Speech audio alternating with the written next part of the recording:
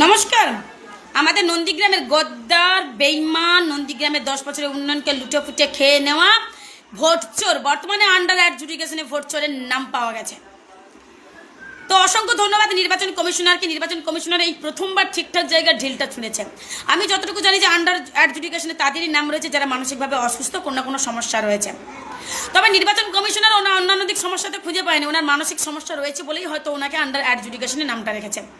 এখন আমি এটা বলার জন্য কিন্তু ভিডিও করছি না, এখন আমি ভিডিও করছি যে কারোর নাম যদি আন্ডার অ্যাডজুডিকেশনে থাকে তাহলে সে ভোট দিতে পারবে না, কারণ সে ভোটারই নন। আর সে যদি ভোটার না হন তাহলে সে ভোটে লড়াই করবে কি করে? অর্থাৎ উনি ভবানীপুর এবং নন্দীগ্রামে ভোটে লড়ছেন, কিন্তু কিভাবে আমি সেটাই বুঝতে পারছি না। ওনার নাম তো আন্ডার অ্যাডজুডিকেশনে রয়েছে, লড়বেন কি করে? এটা নয় তো যে উনি হয়তো বুঝতে পেরেছেন যে উনি দু জায়গায় হাঁটতে চলেছেন, পিঠ বাঁচানোর জন্য সম্ভবত আন্ডার অ্যাডজুডিকেশন তালিকায় নামটা ঢুকিয়ে দিয়েছে, লড়বেন না বলে হয়তো।